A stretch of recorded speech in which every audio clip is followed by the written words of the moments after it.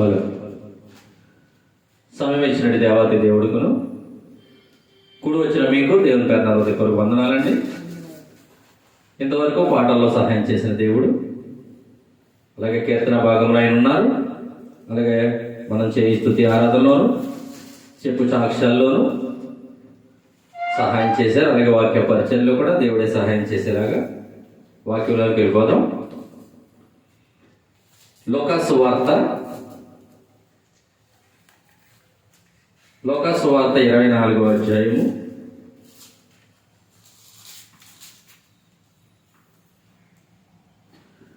లోకా సువార్త 24వ అధ్యాయము 44వ వచనం చదువు.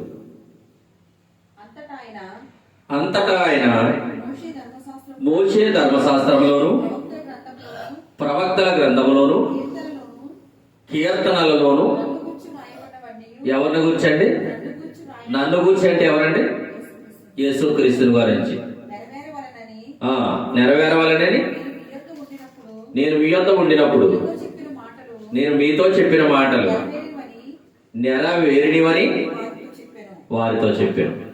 ఇప్పుడు ఆయన గురించి ఇప్పుడు ఈరోజు మనం మీకు చెప్తున్న మాటలు ఏంటంటే, లేఖనాలలో యేసు ప్రభువు వారి మాటలు అంటే ఎలా దాగున్నాయో కొన్ని విషయాలు మీకు చెప్తాను. అంటే లేఖనాలు అంటే ఏంటో, లేఖనాలలో ఏం రాయబడిందో, అసలు లేఖనాలు అని దేని గురించి రాయబడిందో, కొత్త నిబంధన అంటే దేని గురించి రాయబడిందో, పాత నిబంధనలో యేసు ప్రభువు వారు ఏవే గ్రంథాల్లో ఉన్నారో, కొత్త నిబంధనలో ఏవే గ్రంథాల్లో ఉన్నారో కొన్ని విషయాలు మీకు చెప్తారు. చిన్న ప్రార్థన. సకలాశీర్వాదములకు కారణభూతుడు అయిన మా ప్రియ పరలోకపు తండ్రి, మీకు వేలాది స్తుతులు స్తోత్రాలు నాయన. ఎంతవరకు తండ్రి నీ బిడ్డలు పాడుచుండగా వారి కంఠస్వరాలు తెరవజేసి నీ నామమే మహిమ తెచ్చుకున్నందుకే మీకు స్తోత్రాలు నాయన. నీ దాసుడు నిలబడి మాట్లాడుచుండగా జ్ఞాన అతిశయముతో కాక, తీయని మాటలతో కాక, వాక్చాతుర్యముతో కాక, నీ ఆత్మ ద్వారా వాక్శక్తిని అనుగ్రహించి మీరే మాట్లాడడానికి సహాయం చేయమని, సమస్త ఘనత మహిమ ప్రభావం నీకే చెల్లిస్తూ, ఈ స్వరం ఎంత దూరం అయితే వినబడుతుందో వారికి కూర్చున్న మా అందరికీ తండ్రి నీ వాక్కును అనుగ్రహించమని సహాయం చేయమని, రాబోతున్న యేసు ప్రభువు వారి యొక్క నామములో అతి మిక్కిలి బ్రతిమలాడు వేడుకుంటున్నాను తండ్రి, ఆమేన్. అయితే లోకా సువార్త 24:44లో రాయబడింది. అయితే ఇక్కడ ఏమని రాయబడిందంటే, అంతటా ఆయన అంటే మన ప్రభు అయిన యేసు ప్రభువు వారి గురించి చెప్తూ ఆయన ఏ ఏ గ్రంథాల్లో ఉన్నాడో చెప్పబడుతుంది అన్నమాట. ఏ ఏ గ్రంథాల్లో ఉన్నాడు అంటే, మోషే ధర్మశాస్త్రంలోను, ధర్మశాస్త్రం ఎవరి ద్వారా ఇవ్వబడింది? మోషే ద్వారా ఇవ్వబడింది. మోషే ధర్మశాస్త్రంలోను ప్రవక్తల గ్రంథాలు. ప్రవక్తలు అంటే ఆది కాండం నుంచి ఇంకా మలాఖీ దాకా ఎంతమంది ప్రవక్తలు ఉన్నారో వాళ్ళందరూ ప్రవక్తలు ఉన్నాయి. అంటే పెద్ద ప్రవక్తలు ఉన్నారు, చిన్న ప్రవక్తలు ఉన్నారు కదా. యెషయా గారు పెద్ద ప్రవక్త, ఇంకా చిన్న మేకా గారు అలా చిన్న ప్రవక్తలు ఉన్నారు కదా. పెద్ద అయినా చిన్న అయినా ఏమీ లేదు, కానీ ప్రవక్తలు అని చెప్పబడింది. ఎవరైనా ప్రవక్తే. మోషే ధర్మశాస్త్రంలో ఏం రాయబడిందో ఆయన గురించి, ఇంకా ప్రవక్తల గ్రంథాలలో ఏం రాయబడిందో యేసు ప్రభువు వారి గురించి, ఇంకా కీర్తనల గ్రంథం ఎవరు రాశారండి? దావీదు రాశారు కొన్ని కీర్తనలు, మరికొన్ని కీర్తనలు ఇంకా ఆసాఫ్ కుమారులు రాశారు, సొలొమోను రాశాడు, ఇంకా కీర్తనల గ్రంథములో. ఇప్పుడు ఏ ఏ గ్రంథాలు అంటున్నాడో ఈ గ్రంథాలన్నీ కూడా లేఖనాలుగా పిలువబడుతున్నాయి. ప్రేమ దేని వాళ్ళ లేఖనాలు. ఆ లేఖనాలు అన్నది ఇక్కడ చెప్తున్నాడు. లేఖనాలు అని పిలువబడుతున్న ఏ గ్రంథాలు అంటే మోషే ధర్మశాస్త్రంలోను, ప్రవక్తల గ్రంథాలు, కీర్తన గ్రంథాలు. ఇప్పుడు ఈ గ్రంథాలన్నీ కూడా ఆది కాడి నుంచి మలాఖీ గ్రంథం వరకు ఈ ప్రవక్తల గ్రంథాలు గా పిలువబడుతున్నారు. అంతేనా? ఇప్పుడు కొత్త నిబంధనలో పౌలు గారి ద్వారా వచ్చిన లేఖనాలు కాదు, పత్రికలుగా పిలువబడదు. మోషే ద్వారాగా ఇచ్చింది, కీర్తనకారుడు ఇచ్చింది, ప్రవక్తల ద్వారా ఇచ్చిన గ్రంథాలేమో లేఖనాలుగా పిలువబడుతున్నాయి. పౌలు గారి ద్వారా ఇచ్చింది పత్రికలుగా పిలువబడుతున్నాయి అన్నమాట. అందుకే పాత గ్రంథంలో అంటే ఆది కాడి నుంచి మలాఖీ గ్రంథం దాకా ఏది ఉందో మళ్ళా మత్తయి సువార్త కాడి నుంచి మళ్ళా కొత్త నిబంధనలో ప్రకటన గ్రంథం దాకా ఏముందో మనం దీన్ని వేరు చేసుకోవాలన్నమాట. వేరు చేసి మాట్లాడుకోవాలి. ఇప్పుడు నేను చదువుతా చూడండి. అంతటా ఆయన మోషే ధర్మశాస్త్రములోను ప్రవక్తల గ్రంథములోను కీర్తనలలోను నన్ను గురించి వ్రాయబడినవన్నీ ఇప్పుడు నెరవేరుకొని అంటాడా, నెరవేరలేదు అంటాడా? నెరవేరవలనని నేను మీ వద్దకు ఉండినప్పుడు మీతో చెప్పిన మాటలు నెరవేరినవని వారితో చెప్పిన. పైన నెరవేరాలని చెప్పాడు, ఇప్పుడు నెరవేర్చబడ్డాయి అంటాడా? ఇప్పుడు ఎందుకు స్టార్టింగ్ లో చెప్పేటప్పుడు ఏమని ప్రవక్తల గ్రంథాల్లో ఏం చెప్పబడ్డాయో, కీర్తన గ్రంథంలో ఏం చెప్పబడ్డాదో, ధర్మశాస్త్రంలో ఏం చెప్పాడో నెరవేరబడాలని చెప్పాడు ఫస్ట్ స్టార్టింగ్ లో. తర్వాత మళ్ళీ ఇంకో మాట్లాడినాడు నెరవేరినవని. ఎప్పుడు చెప్తున్నాడు? తండ్రి నువ్వు చెప్పిన నేను ముగించాను కదా ఎక్కడ అంటాడు? సిలువలు అంటాడు. అప్పుడు ఏం చేసేసాడు? నెరవేర్చేసాడు. ఇప్పుడు అందుకే మరి మనం నెరవేరవలసినవి ఏమున్నాయో, నెరవేర్చవలసినవి ఏమున్నాయో దాన్ని వేరు చేసుకోవాలండి. అందుకే ఇప్పుడు అంటున్నాడు కదా, రాయబడినవన్నీ నెరవేరవలనని నేను మీ వద్ద ఉండినప్పుడు మీతో చెప్పిన మాటలు నెరవేరినవని వారితో చెప్పాను. అప్పుడు వారు లేఖనములు గ్రహించినట్లుగా ఆయన వారి మనస్సులను తెరిచి, ఇప్పుడు లేఖనాల్లో గ్రహింపు రావాలంటే దేవుడు ఏం చేయాలా? మన మనసును తెరవాలి. మన మనసును తెరవాలంటే ఏం చేయాలా? పరిశుద్ధాత్మ ద్వారాగా తెరవబడతాయి. గ్రంథం కూడా అలాగే రాయబడింది కదా. లేఖనాల్లో ఒకరు ఊహను బట్టి కానీ ఇచ్చను బట్టి కానీ ఏది రాయబడలేదు. లేఖనాలు ఏవి కూడా ఆ ఊహ అంటే ఏంటంటే మనం ఏదో నోటికి వచ్చేసింది ఊహించి రాసేలేదు బైబిల్. అంటే ఒకరు ఇచ్చ అంటే ఏది మాట్లాడితే అది రాసేలేదు బైబిల్లో. దేవుని ఆత్మ ద్వారాగా రాయబడ్డాయి అంటాడు. అంటే మళ్ళీ అదే మాట్లాడుతున్నాడు. మరి ఆయన గురించి రాయబడ్డాయి కదా.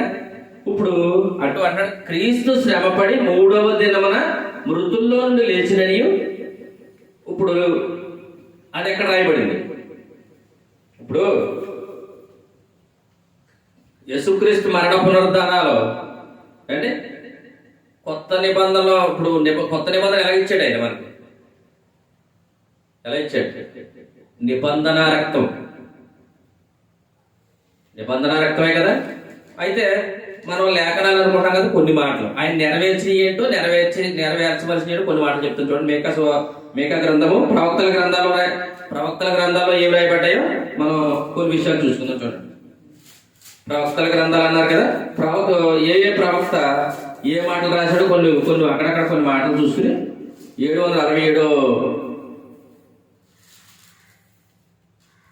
767 నెంబరు పాత నిబంధన. మేకా గ్రంథము 5వ అధ్యాయము 2వ వచనం చదువుతాం. ఇప్పుడు ఎవరి గురించి రాయబడుతుందని చెప్పాను మీకు? ప్రవక్తల గ్రంథాలు చెప్పాను కదా. మేకా ప్రవక్త రాసిన మాట ఇది అంటున్నాడు బెత్లెహేము ఎపత్ర యోధావారి కుటుంబములలో నీవు స్వల్ప గ్రామమునైనను నా కొరకు ఇశ్రాయేలును ఏలపోవాడు నీలో నుండి వచ్చును. అంటే ఇప్పుడు ఏ గ్రామంలో పడతాడని చెప్పాడు ఈ ప్రవక్త? బెత్లెహేములో. ఏ కుటుంబంలో నుంచి వస్తాడని చెప్పాడు? యోధావారి కుటుంబంలో. ఇప్పుడు ఆ బెత్లెహేము పెద్ద గ్రామం అని చెప్పాడా, స్వల్పమైన గ్రామం అంటే చిన్న గ్రామం అని చెప్పాడా? ఈ మాట మేకా ప్రవక్త గారు యేసు ప్రభుల వారు వచ్చిన తర్వాత చెప్పారా, రాకమని చెప్పారా? రాకుండా ప్రవచించే ప్రవచనం ఇది. అదే లేఖనం. ఇప్పుడు మీకు అక్కడ లోకాసు వార్తలు ఏం చెప్పారు మీకు? ప్రవక్తల గ్రంథంలోను, మోసే ధర్మశాస్త్రంలోను, కీర్తన గ్రంథంలోను ఆయన గురించి రాయబడ్డాయి కదా. అయితే ప్రవక్తల గ్రంథాలలో ఆయన రాకముందు ఏమని చెప్పబడ్డదంటే, అయితే అంటే బెత్లెహేమ ఎపత్ర యోధావారి కుటుంబములలో నీవు స్వల్ప గ్రామమునైనను నా కొరకు ఇశ్రాయేలుని ఏలబోవాడు నీలో నుండి వచ్చును అని రాశాడండి. ఇప్పుడు ఆయనేమో ఏ గోత్రం నుంచి రావాలంటే యోధా గోత్రం నుంచి రావాలని, ఇశ్రాయేలుని ఏలేవాడు స్వల్ప గ్రామమైన ఈ బెత్లెహేము నుంచి రావాలని ఈ మేకా గారు యేసు ప్రభుల వారు వచ్చి 2000 సంవత్సరాలు అవుతే దానికి ముందే 2000 సంవత్సరాల క్రితం ఆయన గురించి లేఖనాల్లో రాయబడ్డదండి. ఏమని రాయబడ్డదో, ఎలా రాయబడ్డదో ఒక కొన్ని విషయాలు ఇప్పుడు ఆయన ఏ ఊరు నుంచి రావాలో రాయబడింది కదా. ఎక్కడ రాయబడింది అంటే మేకా గ్రంథంలో రాయబడింది. ఆయన ఏ ఊర్లో పుట్టాలో, ఏ వంశంలో పుట్టాలో, అంటే ఇశ్రాయేలీల వాడు ఎప్పుడు వస్తాడో చెప్పబడింది ఈ మాట. అంతేనా? అయితే చూడండి, యెషయా గ్రంథము 7వ అధ్యాయము, యెషయా గ్రంథము 7వ అధ్యాయము, యెషయా గ్రంథము 7వ అధ్యాయము 14వ వచనం చదవండి. కాబట్టి ప్రభువు ఎవరంటే తానే ఒక సూచన మీకు చూపును, ఆలకించుడి. కన్యక గర్భవతి అయి కుమారుని కని అతనికి ఇమ్మానీయులు అని పేరు పెట్టబడును అని చాలండి. ఇప్పుడు పైన ఇందాక ఎక్కడ ఆయన ఏ ఊరిలో పుట్టాలో, ఏ గోత్రంలో పుట్టాలో మేకా గారు రాశారు. ఇప్పుడు యెషయా గారు రాసిన మాటలో ఏం రాశారంటే ఎవరికి పుట్టాలో రాశారండి. ఇది ఎప్పుడు ప్రవచనాలు, లేఖనాలలో ముందే రాయబడ్డాయి. యేసు ప్రభుల వారు ఈ భూమి మీద రాకముందే ముందే రాయబడ్డాయి మాట ఈ మాటలు. అందుకే లేఖనాలు ఏం చెప్పారు మీకు? ప్రవక్తల గ్రంథాలు, కీర్తన గ్రంథాలు, ధర్మశాస్త్ర గ్రంథం, ప్రవక్తల లేఖనాలు అని చెప్పారు మీకు. అది ఆది కాండ నుంచి మలాకి గ్రంథం వరకు లేఖనాలు. మేకా గారు ఏం చెప్పారు అంటే ఎక్కడ ఏ ఊళ్ళో పుడతారో చెప్పారు. ఇప్పుడు యెషయా గారు ఏం చెప్తున్నారు? ఎవరికి పుడతారో చెప్తున్నాడు అనమాట. యేసు ప్రభుల వారు ఈ భూమి మీదకి రాకముందే గ్రంథాలలో, లేఖనాల్లో రాయబడ్డదండి. ఈ భూమి మీదకి 2000 సంవత్సరాల ముందు పుట్టారు ఆయన. చాలా మంది 2000 సంవత్సరాల క్రితం వచ్చారు కాబట్టి ఆయన 2000 సంవత్సరాల క్రితం మాత్రం ఉన్నాడు అనుకుంటున్నారు. లేదు, లేఖనాలు ఆయన ముందుకే ఈ భూమి మీదకి వచ్చి ఆయన ఎక్కడ పుట్టాలో రాయబడింది, ఎవరికి పుట్టాలో రాయబడింది, ఆయన ఎలా మాట్లాడాలో రాయబడింది. అందుకే ఈ గ్రంథాలు ఎవరైతే గ్రంథాల్లో ఉన్నాయన్నమాట ఆ మాటలు. అంటే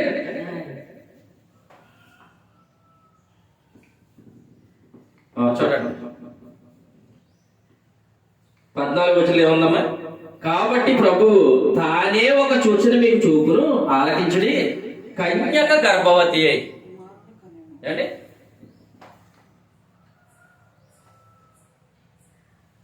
కన్యక గర్భవతి అయి కుమారుడు కనును.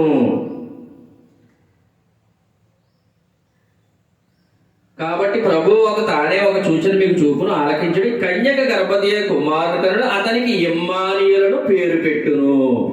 ఏం పేరు పెట్టాలో కూడా రాయబడిందా లేదా? ఏం పేరు? ఇమ్మానీయులను పేరు పెట్టాలని రాయబడింది. ప్రియమైన వాళ్ళ ఇప్పుడు మేకా గారు ఏం రాశారు? లోకా గారు ఏం రాశారు? ప్రవక్తల గ్రంథాలని రాశారు. మేకా గారు ఏం రాశారు? ఏ ఊళ్ళో పుట్టాలో రాశారు. యెషయా గారు ఏం ప్రవచించారు? ఎవరికి పుట్టాలో రాశారు. ఇప్పుడు లోకాసు వార్తలో ఏమో ఏ గ్రంథాల్లో ఆయన గురించి రాయబడిందో చెప్పబడింది. మేకా గారు ఏమో ఏ గ్రామంలోంచి ఏ ఒక్క వంశంలోంచి రావాలో చెప్పారు. యెషయా గారు ఎవరికి పుట్టాలో చెప్పారు. ఇప్పుడు ఎవరు పుట్టాలని చెప్పారు? కన్యక గర్భవతి అయి కుమారుని కంటాది అని చెప్పారు.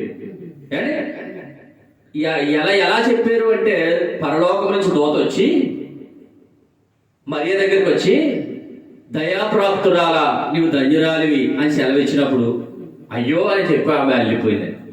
అడిగిపోతే భయపడవద్దు, సర్వోన్నతుని యొక్క కుమారుడు సర్వ మానవాళి పాప విమోచన కొరకే ఈ లోకానికి వస్తాడో, నువ్వు గర్భవతిపై కుమారుని కంటావు అని చెప్పినప్పుడు ఆమె ఏమందంటే అయ్యో నేను పురుషుని ఎరగిన దాన్నే ఇది ఎలా సాధ్యము అన్నారు.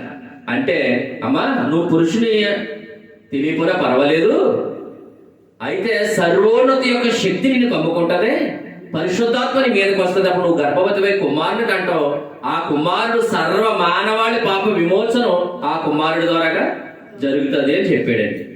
కానీ ఇప్పుడు ఎవరికి పుట్టాడని రాసి ప్రవచించారు యెషయా గారు? కన్యకకు పుట్టారని. ఆ కన్యకే మరియా. అంటే ఆ కన్యక ఎవరంటే మరియా. మరియ గర్భాన్న పురుషుడు ఆవశ్యక లేకుండా తనంతట తానుగా పరిశుద్ధాత్మ ద్వారా మీకు గర్భాన్ని దాల్చి తనంతట తానుగా ఈ భూలోకానికి వచ్చారండి ఆయన. ఆ ప్రవచనం ఎవరు రాశారంటే యెషయా గారు ప్రవచించారు. అంటే ఎక్కడ పుట్టాలో మేకా గారు రాశారు, ఎవరికి పుట్టాలో యెషయా గారు రాశారు. ఇప్పుడు లేఖనాల్లో రాయబడ్డారు లేదా ఆయన పుట్టక ముందే రాయబడ్డారు. ఇంకా చూడండి, కీర్తన గ్రంథము 78వ కీర్తన, కీర్తన గ్రంథము 78వ కీర్తన 2వ వచనం చదవండి. నేను నోరు తెరచి ఉపమానం చెప్పేదను, పూర్వకాలపు గూఢవాక్యములను. ఎవరి నోరు తెలుసండి? ఇక్కడ ఈ మాట ఎవరు చెప్తారు చూడండి. ఆసాపు కీర్తనలో ఆసాపు గారు రాసిన మాట ఇది. ఇందాక ఫస్ట్ ఏం చెప్పాను? కీర్తన గ్రంథము ఆయన గురించి రాయబడి అని చెప్పాను కదా. ఆయన గురించి అంటే మన ప్రభు ప్రభుల వారి గురించి కీర్తన గ్రంథంలోను ధర్మశాస్త్ర గ్రంథంలోను ప్రవక్తల గ్రంథాలని చెప్పాను కదా. కీర్తన గ్రంథంలో ఆసాపు గారు ఏం రాశారంటే, నేను నోరు తెలుసు ఉపమానం చెప్పేదను, పూర్వకాలపు గూఢవాక్యములు నేను తెలియజెప్పేదను అంటాడు. ప్రేమ దేని వాళ్ళారా ఏంటి గూఢవాక్యాలు అంటే? యేసు ప్రభుల వారు అంటే పరిశుద్ధాత్మ ద్వారా రాశారన్నమాట. గూఢవాక్యములు అంటే చూడండి, పూర్వకాలపు అంటే గూఢవాక్యాలు అంటే ఏంటంటే జరుగుతున్నాయి, జరగబోయి కూడా చెప్పారన్నమాట. అంటే రాబోయే రోజులు ఇలా జరుగుతుంది అని. అంటే మేకా గారు ఎలా ప్రవచించారో, యెషయా గారు ఎలా ప్రవచించారో, అలాగే కీర్తనకారుడు కూడా చూడండి 22 కూడా చూడండి. ఏంటి 22వ అధ్యాయము, కీర్తన గ్రంథం 22వ అధ్యాయము.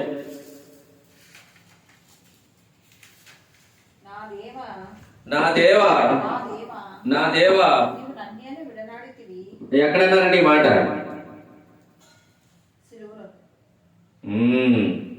ఏంటి ఈ నా దేవా ఎంతండి? 22:1 కదా. నా దేవా నా దేవా నీవు నన్నెలా విడనాడితివి, నన్ను రక్షపక నా ఆర్తధ్వని నీవు వినక నీవేలా దూరముగా ఉన్నావు అంటున్నాడు. ఏంటి అన్నారా లేదా ప్రభులు వారు? ఏంటి అయ్యో నన్ను విడిచిపెట్టేసావా తండ్రి అన్నాడా లేదా ప్రభులు వారు? ఏంటి ఆ మాట ఎప్పుడు రాయబడింది? ఈ కీర్తన ఎవరు రాశారు? ఆసాపు కీర్తన దీని దావీదు కీర్తన, దావీదు కీర్తన అండి. దావీదు గారు రాశారు, ఆసాపు గారు రాశారు, సొలొమోను కీర్తన రాశాడు అండి. ఇప్పుడు అలాగే లేఖనాలు అంటే ఏంటో, అంటే ప్రవక్తల గ్రంథాలు అంటే ఏంటో, ధర్మశాస్త్ర గ్రంథం అంటే ఇవన్నీ కూడా లేఖనాలు అంటే లేఖనాలలో పిలువబడుతున్నాయి. లేఖనాలు అన్నింటిలో కూడా ఎవరి గురించి రాయబడింది అంటే మన ప్రభు అయిన యేసు ప్రభు వారి గురించి రాయబడింది. ప్రియమైన వారు ఇంకొక మాట చూడండి, 69వ అధ్యాయము, కీర్తన గ్రంథం 69వ అధ్యాయము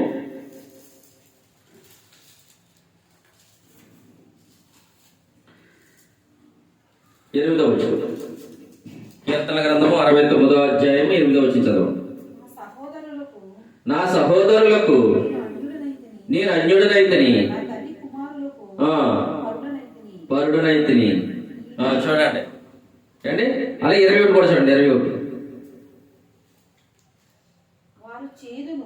ఇప్పుడు 8లో ఏమంటాడో, నా సహోదరులకు నేను అన్యుడనైతనంటే నా సహోదరులు కూడా నన్ను నమ్మలేదనే కదా. అన్యుడిగా అంటే ఇప్పుడు నా సహోదరుడు నేను అన్యుడిని అంటే సహోదరుడు ఇంటి వారు కూడా యేసు ప్రభువు వారిని ఇలాంటి విశ్వాసం ఉంచలేదు. ఇప్పుడు అన్యుడు అయ్యాడా లేదా అంటే బయటవాడని. ఇప్పుడు 21 ఏమంటాడు, వారు చేతులు నాకు ఆహారముగా పెట్టిరి అంటే దప్పికైనప్పుడు చిన్న చిన్నకలు. ఈ మాట ఎవరి గురించి రాయబడింది? మన ప్రభు యేసు ప్రభువు వారి గురించి రాయబడింది. అంటే మరి ఆయన శిలువ మీద ఉన్నప్పుడు చిరకనిచ్చారా లేదా? చేతులు ఆయనకి నోటికి తగిలించారా లేదా? ఆ మాట ఎవరు రాశారు అంటే దావీదు గారు రాశారు ఆ మాట. మీకు లోకా గారు ఎవరు రాశారో చెప్పాను, మేకా గారు ఎవరు రాశారో చెప్పాను, యెషయా గారు ఎవరు రాశారో చెప్పాను, కీర్తనాకారుడు ఎవరు రాశాడో చెప్పాను. ప్రియమైన వాళ్ళ ఏమేమి రాశారంటే అంటే మేక లోకా గారు రాస్తూ ఏం రాశారు? ప్రవక్తల గ్రంథాల్లో ఏం జరిగి ఆయన గురించి ఏమున్నాయో రాశారు. అంటే కీర్తన గ్రంథమును, ప్రవక్తల గ్రంథమును, మోసే ధర్మశాస్త్రంలో ఏముందో రాశారు. ఆయన గురించి ఎక్కడెక్కడ రాయబడ్డాయో, మేకా గారు ఏ రాయబడ్డారంటే ఎక్కడ అంటే ఏ గ్రామంలో ఎక్కడ పుట్టాలో రాశారు. యెషయా గారు ఏం రాశారు? ఎవరికి పుట్టాలో రాశారు. ఎవరు పుట్టారు? కన్యక మరి ఆయన గర్భాన పుట్టాలని యెషయా గారు రాశారు. కీర్తనకారుడు వేసి ఎలా ఇంకా ఆయన లోకానికి వస్తాడో ఏం చెప్పాలో, అంటే ఏంటి శిలువ మీద ఉండి ఏం చెప్పాలో, అంటే ఇదిగో నాకు శిరకను నాకు అందించారని చెప్పి ముందే రాశాడు కదా. మరి ఆ మాట అన్నారా లేదా? అది జరిగిందా లేదా? ఎలా చెప్పాలో ఏం మాట్లాడాలో కీర్తనకారుడు రాశాడు. ఇప్పుడు జకర్యా గ్రంథము 9:9 చదవండి. జకర్యా గ్రంథము 9వ అధ్యాయము 9వ వచనం చదవండి. జకర్యా గ్రంథము 9వ అధ్యాయము 9వ వచనం. సియోను నివాసులారా సియోను నివాసులారా బహుగా సంతోషించుడి. యెరూషలేము నివాసులారా ఉల్లాసముగా ఉండుడి. ఎవరంట రాజు? ఎవరి గురించి చెప్పబడుతుందండి? నీ రాజు నీతిపరుడును దీనుడునై. ఇప్పుడు చూడండి, గాడిద పిల్లను ఎక్కి చూడండి. ఆయన ఈ భూమి మీదకి వచ్చినప్పుడు మరి శిష్యులు చెప్పాడు కదా, పలానా చోట ఒక గాడిద ఉంటది, ఆ గాడిదని తీసిరండి, అది ఎవరికి కావాలంటే యేసు ప్రభుల వారికి కావాలి ఉన్నదని చెప్పండి అని చెప్పి తీసుకొచ్చారు. ఆ గాడి మీద ఎక్కి కూర్చున్నారు. ఎక్కిన తర్వాత ఉదగించారా లేదా? ఈ మాట ఎవరు రాశారు? జకర్యా గారు రాశారు. ఇప్పుడు ఇవన్నీ ఎందుకు చెప్తున్నానంటే లేఖనాలలో ఆయన ఎలా పుట్టాలో, ఎక్కడ పుట్టాలో, ఎప్పుడు పుట్టాలో, ఆయన వచ్చిన తర్వాత ఏం మాట్లాడాలో కూడా ఇవన్నీ లేఖనాలలో ముందే యేసు ప్రభుల వారి భూమి మీద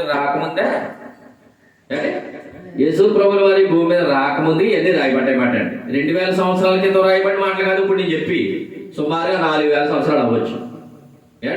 అప్పుడు రాయబడ్డ మాటల మాట. అయితే ఇప్పుడు మత్తయి సువార్తలో 26, 24 ఏం రాయబడ్డా చూడండి. మత్తయి సువార్త 24వ అధ్యాయము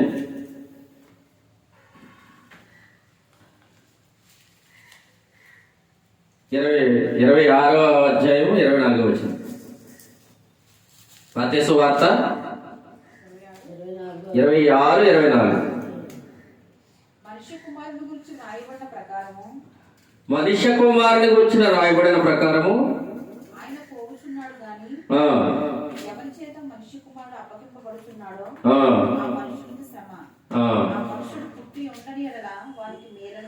ఎవరి గురించి రాయబడిందండి ఈ మాట?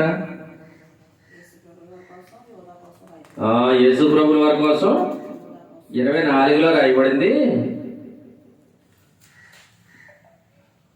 చూడండి, మనుష్య కుమారుని గురించి రాయబడిన ప్రకారము ఆయన పోవుచున్నాడు గాని ఎవరి చేత మనుష్య కుమారుడు అప్పగింపబడునో ఆ మనుషునికి శ్రమ, ఆ మనుషుడు పుట్ట ఉండని ఎలా వానికి మేలని చెప్పాను. అంటే అది కొత్త నిబంధనలో రాయబడింది కదా. యోధా వారి కుటుంబం ఏమైపోయింది? మనుష్య కుమారుని ఎవరైతే అప్పచెప్తున్నారో ఆ కుటుంబం ఏమైపోయింది? బిడ్డలకు దూరం అయిపోయా లేదా? భార్యకు దూరం అయిపోయా లేదా? అతని ఉద్యోగం వేరొకరికి వెళ్ళిపోయిందా లేదా? అంటే యోధా అప్పచెప్పాడు, మనుష్య కుమారుడు ఎవరి ద్వారా అప్పగింపబడతాడో వారికి శ్రమ అని చెప్పాడు. అంటే అది మత్తయి సువార్తలో రాయబడింది. మత్తయి సువార్తలో రాయబడింది అంటే జరిగినప్పుడు యోధాకు అసలు పరలోక రాజ్యంలో మేలు స్థానం ఇవ్వబడాలి. కానీ ఆ ఉద్యోగం వేరొకరికి వెళ్ళిపోయింది. మత్తయికైనా వెళ్ళింది ఆయన ఉద్యోగం. సీట్లు వేసినప్పుడు మత్తయికి వెళ్ళిపోయింది. మరి ఇప్పుడు ఆ కుటుంబం ఏమైంది? వారి పిల్లలకు అతను దూరం అయిపోయాడు, కుటుంబం పాడైపోయింది. శ్రమ వచ్చిందా లేదా? మరి ఆ మాట రాయబడిందా లేదా? ముందే రాయబడింది.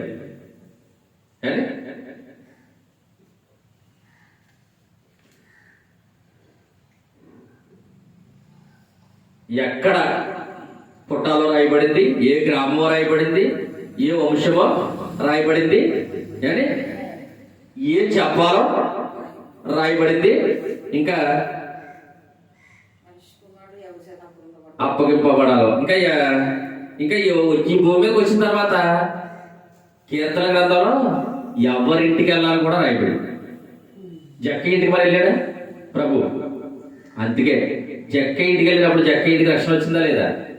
జక్క ఇంటికి వెళ్ళేది అది కూడా రాయబడి.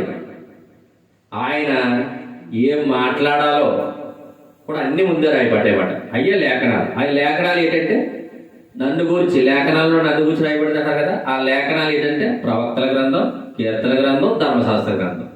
అవన్నీ కూడా లేఖనాలుగా చెప్పబడి. ఇంకా చూస్తారా, ఇప్పుడు యోహాను సువార్త 18వ అధ్యాయము, యోహాను సువార్త 18వ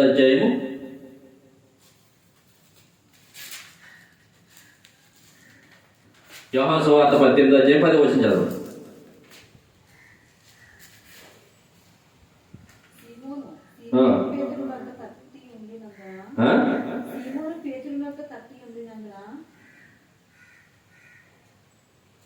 షీమోను పేతురు వద్ద కత్తి ఉండినందున అతడు దాన్ని దూసి ప్రధాన యాజకుని దాసుని కొట్టి అతని కుడి చెవి నరికేను.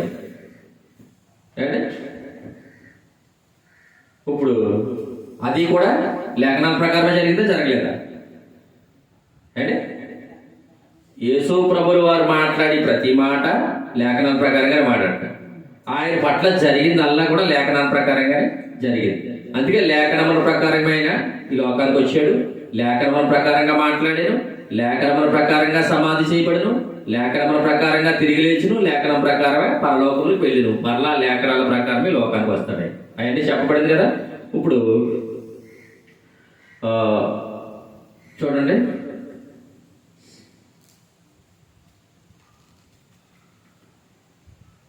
సామెతల గ్రంథము 4వ అధ్యాయము చూడండి. సామెతల గ్రంథము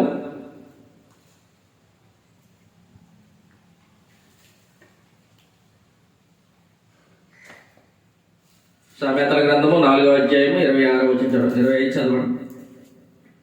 సామెతల గ్రంథము 4వ అధ్యాయము 25వ వచనం. నీ కన్నులు ఇటు అటు చూడక సరిగాను నీ కనురెప్పలు నీ ముందర సూటిగాను చూడవలెను.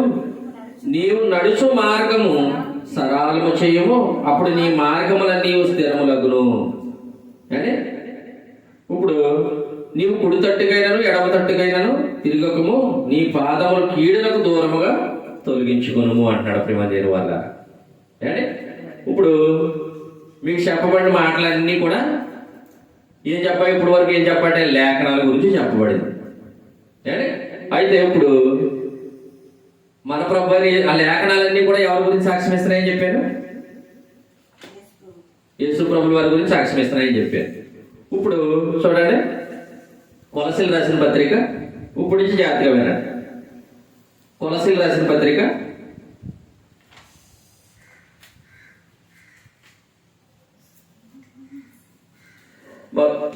1వ అధ్యాయము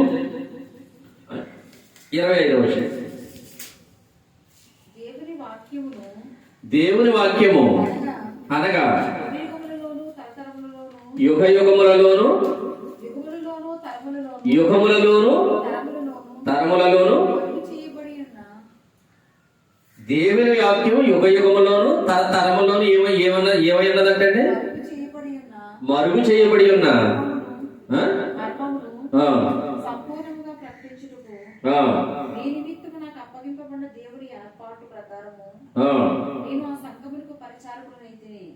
చాలండి.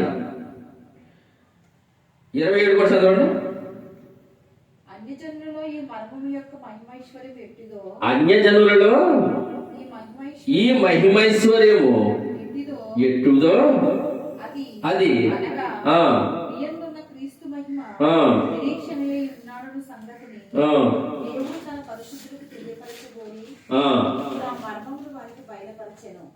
ఎవరు బయలుపరుస్తారంటే 27లోని అన్యజనుల్లో ఈ మర్మ యొక్క మహిమైశ్వర్యం ఎట్టిదో చెప్పడానికి లోకానికి. ఇప్పుడు ఈ మర్మము 25 ఏమంటున్నాడు అంటే దేవుని వాక్యము అనగా యుగ యుగములోను తరతరములోను మరుగు చేయబడి ఉన్నది. అటు అంటున్నాడు, మర్మమును సంపూర్ణంగా ప్రకటించుటకు మీ నిమిత్తము నాకు అప్పగింపబడిన దేవుని ఏర్పాటు అంటాడు. ఎవరు చెప్తారు ఈ మాట? పౌలు గారు చెప్తున్నారు. ఇప్పుడు మీకు ఎప్పటి వరకు చెప్పాను కదా, లేఖనములో ఏది లోకాసు వార్త 24:44 చెప్పబడి మాటలన్నీ కూడా అవి మరుగు చేయబడి ఉన్నాయా? యుగ యుగముల్లోనూ తరతరములోనూ ఆ మాటలు మరుగు చేయబడి ఉన్నాయా? అది మర్మమై ఉన్నాయి ఆ మాటలో, బయలుపరచబడి ఉన్నాయి ఆ మాటలో.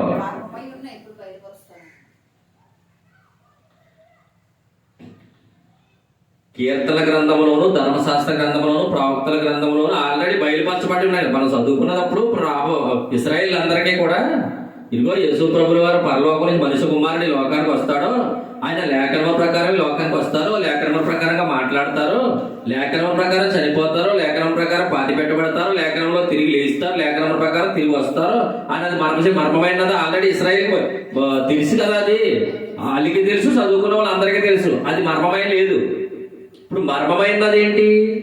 అది అన్యజనులకు ఇవ్వాల్సింది ఏంటి? అది ఈ జ్ఞానం.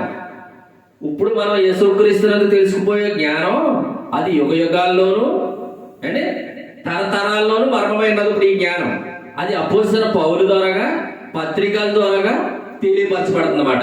అది ఎవరికి? అన్యజనులైన మనకి, ఇశ్రాయేలుకి కాదు. ఇశ్రాయేలుకి యేసు ఒక ఆయన వస్తాడో, ఇశ్రాయేలుకి ఎవరో యేసు ప్రభువు వారు వస్తారని తెలుసు. అది లేఖనం ప్రకారంగా ఆయన వస్తాడో మాట్లాడతానని తెలుసు. ఆయన వచ్చిన తర్వాత నమ్మలేదు, కానీ అవి మర్మమైన లేవు ఆ మాటలో.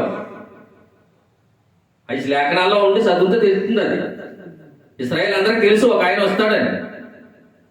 ఇప్పుడు ఈ మర్మం ఎవరు తెలియలేదంటే, ఇప్పుడు ఆల్రెడీ ఈ జ్ఞానం ఏమైనదంట చూడండి. దేవుని వాక్యము అనగా యుగ యుగములలోను తరములలోను మరుగు చేయబడి ఉన్న మర్మమును సంపూర్ణంగా ప్రకటించుటకు మీ నిమిత్తము నాకు అప్పగింపబడిన దేవుని ఏర్పాటు అంటాడు. ఎవరు? అపోస్తలుడైన పౌలు. ఎవరి నిమిత్తము? ఇప్పుడు 27 అంటున్నాడు, అన్యజనులైన మన గురించి అంటాడు మాట. మనం ఎవరు? ఇశ్రాయేలు, అన్యజనులు మనం. ఇప్పుడు ఇశ్రాయేలు వేరు, అన్యజనులు వేరు. అలాగే లేఖనాలు ఏం చెప్పినాయో ఇప్పుడు యుగ యుగములోను తరతరములోను మర్మమైన జ్ఞానం ఏంటో తెలుసుకోవాలి. అపోస్తలుడైన పౌలు రాసిన పత్రికల్లో ఏముందో, అలాగే పాత నిబంధన ప్రవక్తల గ్రంథంలో లేఖనాలు చెప్పాను కదా. లేఖనాలు ఏంటంటే ఆది కాడి నుంచి మలాకి గ్రంథం వరకు ఏమని పిలబడతాయి అంటే, ఆది కాడి నుంచి మలాకి గ్రంథం వరకు ప్రవక్తల గ్రంథాలుగా పిలువబడింది, అండ్ కీర్తన గ్రంథాలుగా పిలువబడింది, ధర్మశాస్త్ర గ్రంథాలుగా పిలువబడింది. అవి ఏమైనా లేఖనాలుగా చెప్పబడింది. ఇప్పుడు ఇది అపోస్తలుడైన పౌలు చెప్పిన మాట పత్రికలో ఉన్న జ్ఞానం యుగ యుగముల్లోను తరతరములోను మర్మమైందన్నమాట. ఇది దాన్ని వేరు చేస్తేనే కానీ దీన్ని అర్థమైందా? దాన్ని వేరు చేస్తేనే కానీ. ఇప్పుడు పాతదే కొత్తదే అక్కడ కొన్ని మాటలు తీసుకున్నాం, ఇక అన్ని లేఖనాలుగా మాట్లాడేసుకున్నాం అనుకోండి, అర్థమవుతుంది మనకి. ఇప్పుడు పాత నిబంధన కొత్త నిబంధన కలిపేశాం.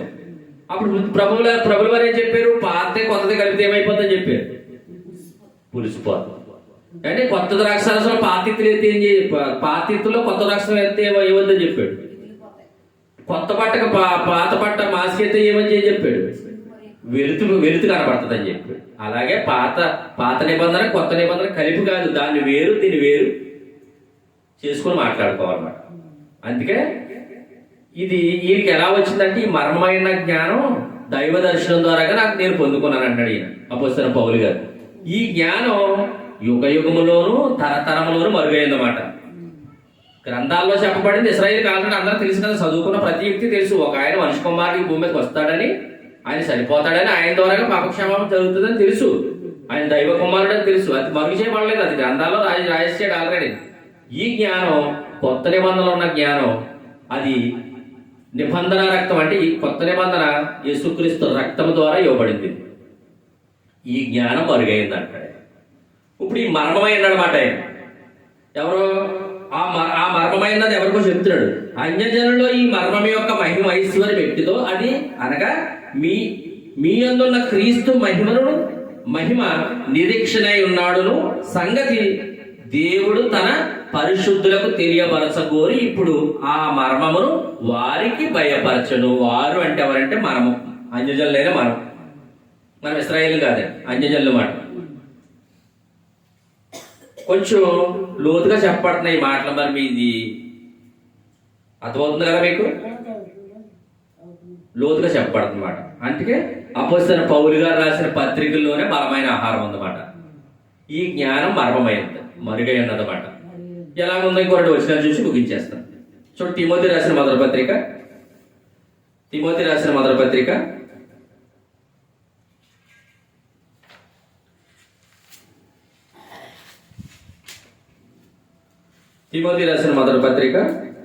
3వ అధ్యాయం 9వ వచనం చదవమ్మా.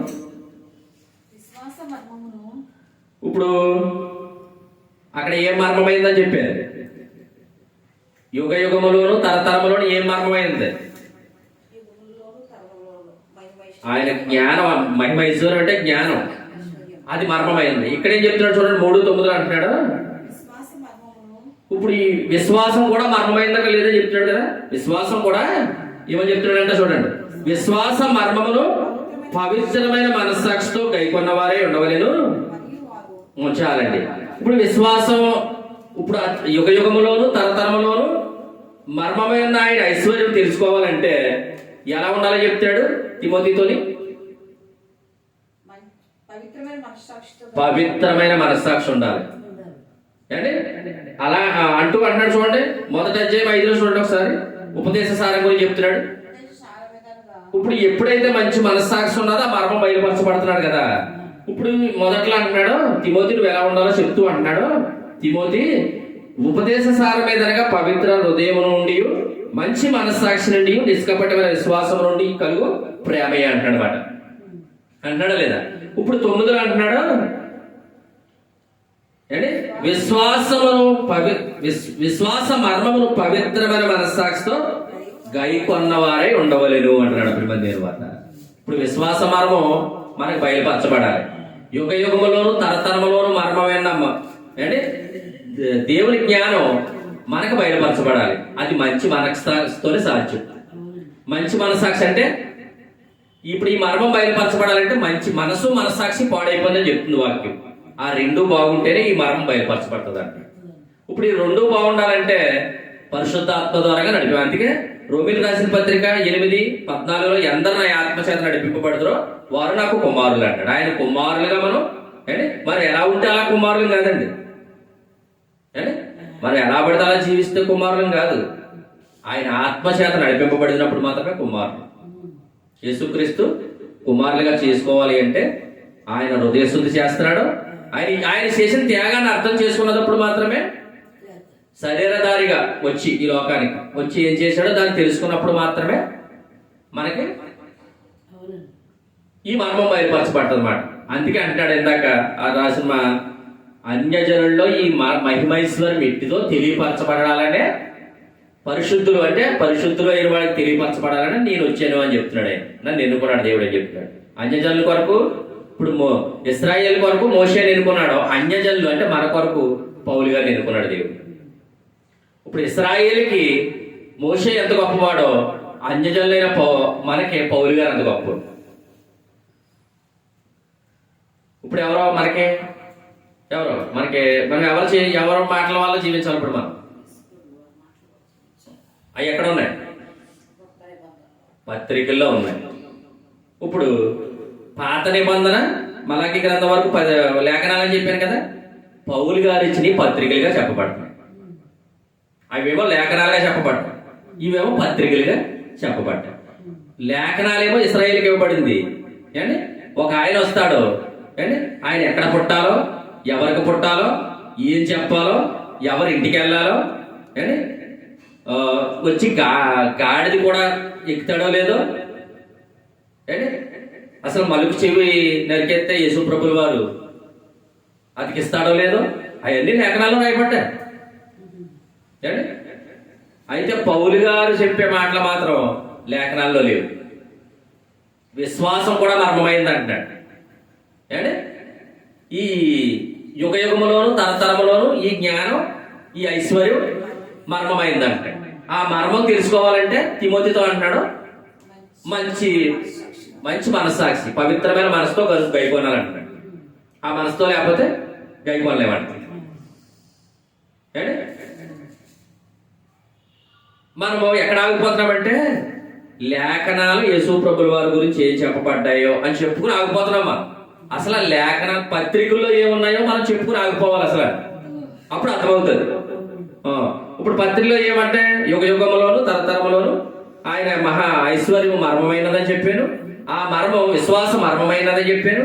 ఆ విశ్వాస మర్మం మా పవిత్రమైన మనస్సాక్షితో గైకొనాలని చెప్పాను.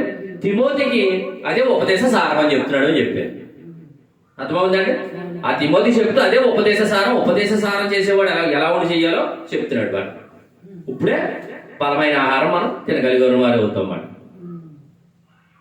లేఖనాలు ఎరిగిన వారిగా ఉంటాం మాట. అలా ఉండడం వల్ల మనం ఓన్లీ పాత నిబంధనలోనే చూసుకున్నాం అనుకోండి, లేఖనాలు మాత్రమే చెప్పుకుంటాం, పత్రికలోకి రాలేదు. పత్రికలోకి రావాలంటే అది పవిత్రమైన మంచి మనస్సాక్షి ఉండాలి, పవిత్రమైన హృదయం ఉండాలి, మంచి మనస్సాక్షి కలిగి ఉండాలి. అది విశ్వాస మర్మం, అది ఆ మర్మం ఐశ్వర్యం, అది అన్యజనుల కొరకు ఇవ్వడానికి వాళ్ళందరినీ పరిశుద్ధులుగా చేయడానికి నేను వచ్చానంటాడు అపొస్తలుడైన పౌలు. నేను ముగిస్తాను. ఇంకా గలతీయులకు రాసిన పత్రిక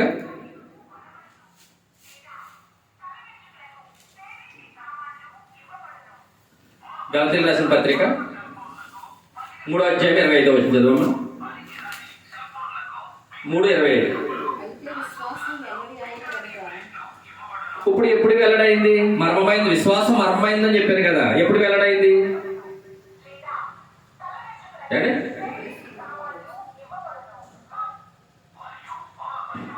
అయితే విశ్వాసం వెల్లడి అయిన గనక ఇక బాల శిక్షకుల క్రింద ఉండము. యేసుక్రీస్తునందు మీరందరూ విశ్వాసం వలన దేవుని కుమారులై ఉన్నారు. బాల శిక్షలు అంటే ధర్మశాస్త్రం కింద ఇంక లేము. ఎందుకు ధర్మశాస్త్రం కింద లేవంటే ధర్మశాస్త్రం దేని చేయలేకపోయిందో క్రీస్తు చేశారంటారు కదా. ధర్మశాస్త్రం ఏం చేయలేకపోయిందంటే ప్రజల్ని విశ్వాస వీరులుగా చేయలేకపోయింది. అదే విశ్వాస వీరులుగా అంటే ధర్మశాస్త్రం గొప్పదే, ధర్మశాస్త్రం నీతి గలదే, నా ధర్మశాస్త్రం పరిశుద్ధమైందే, ధర్మశాస్త్రం అంటే పరిశుద్ధమైందే. కానీ ధర్మశాస్త్రం ఏం చేయలేకపోయిందంటే ఆనాడు ప్రజల్ని ధర్మశాస్త్రం దాకా బలుడు వచ్చిన ఆ రక్తం ద్వారా నీతిమంతులుగా చేయకపోయింది. అయితే ధర్మశాస్త్రం దేని చేయలేకపోయిందంటే ధర్మశాస్త్రం విశ్వాస సంబంధమైనది కాదు. అయితే మధ్యలో ధర్మశాస్త్రం రావడం వల్ల యేసుక్రీస్తునందు విశ్వాసం ఏమైందంటే మర్మం అయిపోయింది అన్నమాట. ఆ మర్మం తెలియాలంటే అది ఐశ్వర్యం అని చెప్పాడు కదా పౌలు గారు. ఆ ఐశ్వర్యం మనం తెలుసుకోవాలంటే తిమోతితో చెబుతూ మంచి మనస్సాక్షి నిష్కపటమైన విశ్వాసం కలిగి ఉండాలన్నాడు. అది మర్మం అంటాడు. ఆ మాయము బయలుపరచబడ అంటున్నాడు. ఇప్పుడు 25లో అంటున్నాడు అయితే ఈ విశ్వాసం వెల్లడైన కాక ఇక బాలశిక్షణ కింద ఉండమంటున్నాడు. ఇప్పుడు బాలశిక్షకుడు అంటే పాత నిబంధన. ఇప్పుడు లేఖనాలన్నీ తెలుసుకుంటాం అనుకో మనం బాలశిక్షణ కింద ఉన్నట్టు. లేఖనాలు తెలుసుకుని మనం అక్కడికే సరిపెట్టేసుకున్నాం అనుకోండి. అంటే లేఖనముల ప్రకారం యేసు ప్రభువు వారి భూమి మీదకి వచ్చాడు.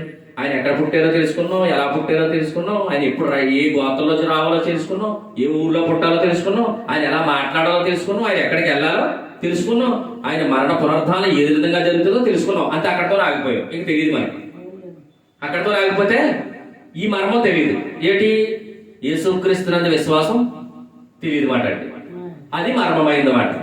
ఇప్పుడు బాలశిక్షణ కింద మనం లేవు. యేసుక్రీస్తు అప్పుడు విశ్వాసం వెల్లడైంది. యేసు ప్రభువు వారు ఎప్పుడైతే వచ్చారో, పౌలు గారు ఎప్పుడైతే స్టార్ట్ చేయడం మొదలెట్టారో, అన్యజనులైన మనకే ఈ మర్మం బయలుపరచబడింది. అదే చదవండి ఇక్కడ చూడండి. 25లో అంటున్నాడు, 24 చదవండి.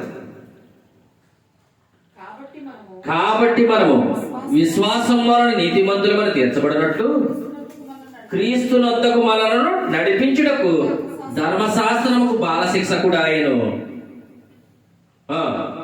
అయితే విశ్వాసం వెల్లడాయన కనుక ఇక బాలశిక్షకుల క్రింద ఉండమని చెప్పేసి ఆ రెండు మాటలు అక్కడ 24, 25లో రాయబడ్డది. 26 కూడా చదవండి. యేసుక్రీస్తునందు మీరు అందరూ విశ్వాసం వలన దేవుని కుమారులై ఉన్నారు. క్రీస్తులోనికి బాప్తిసం పొందిన మీరు అందరూ క్రీస్తుని ధరించుకొని ఉన్నారు. చాలండి. ఇప్పుడు నీట్గా అర్థమైపోతుంది కదా. ఇప్పుడు మీకు 5:22 కూడా చదవండి. 5వ అధ్యాయం 22 వచనం. అయితే ఆత్మఫలం ఏమనగా అయితే ఆత్మఫలం ఏదనగా ప్రేమ, సంతోషము, అయితే ఆత్మఫలం ఏదనగా ప్రేమ, సంతోషము, సమాధానము, దీర్ఘశాంతము, దయాలత్వము, మంచితనము, విశ్వాసము. సాత్వికము, ఆశానిగ్రహము. ఇప్పుడు విశ్వాసం కూడా ఇందులో ఉంది. ఆత్మఫలంలో ఉందా లేదా? సంతోషం కూడా. సంతోషం ఎవరి ద్వారా వస్తుంది? మన ప్రభు అయిన యేసుక్రీస్తు ద్వారా. అయితే ఆత్మఫలం ఏదనగా ప్రేమ. ఇప్పుడు ప్రేమ లేదనుకోండి, ఫలిస్తున్నట్ట ఫలించలేనట్ట? ఫలింపు లేనట్టు. సంతోషం లేదు, సమాధానం లేదు, దీర్ఘశాంతం లేదు, దయాలత్వం లేదు, మంచితనం లేదు, విశ్వాసం లేదు, సాత్వికం లేదు, ఆశానిగ్రహం లేదు. ఇప్పుడు ఫలిస్తాడా లేదా? ఆత్మఫలంలో ఫలిస్తాడా ఫలించడా? ఫలించలేడు. ఫలించలేడు అంటే ఎందుకు ఫలించలేడు అంటే మనము లోక సంబంధంగా ఫలించడం అంటే ఏంటంటే లోక సంబంధంగా మనం ధనికులు అవ్వచ్చు.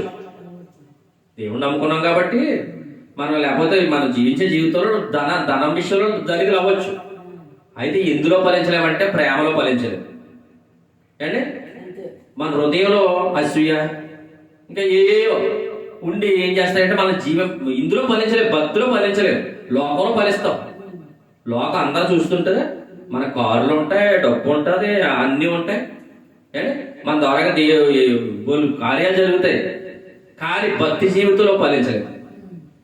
ఎందుకు? ఎక్కడ ఆగిపోయాం మనం? విశ్వాస మర్మం దగ్గర వచ్చినట్టు ఆగిపోయాం. ఈ మర్మం మంచి మనస్సాక్షి ఉన్న వాళ్ళకి బయలుపరచబడుతుంది. ఈ ఐశ్వర్యం అని ఆ చెప్పుకునే కాడికి వచ్చినట్టు ఆగిపోయాం కాబట్టి ఎవరిలో ఫలింపు ఉండదు? మనలో ఫలింపు ఉండదు. బోధిస్తున్న నాకులో పవిత్ర హృదయం ఉండదు, మంచి మనస్సాక్షి ఉండదు, కలిగి విశ్వాసం ఉండదు, విశ్వాసంలో ప్రేమ ఉండదు. ప్రేమ లేదంటే ఫలం లేదు. ప్రేమ లేదంటే ఏం లేదు? ఫలం లేదు. ఇది మర్మమైందన్నమాట. అంటే కొద్ది మన దేవుడు ఆశీర్వదించాడు.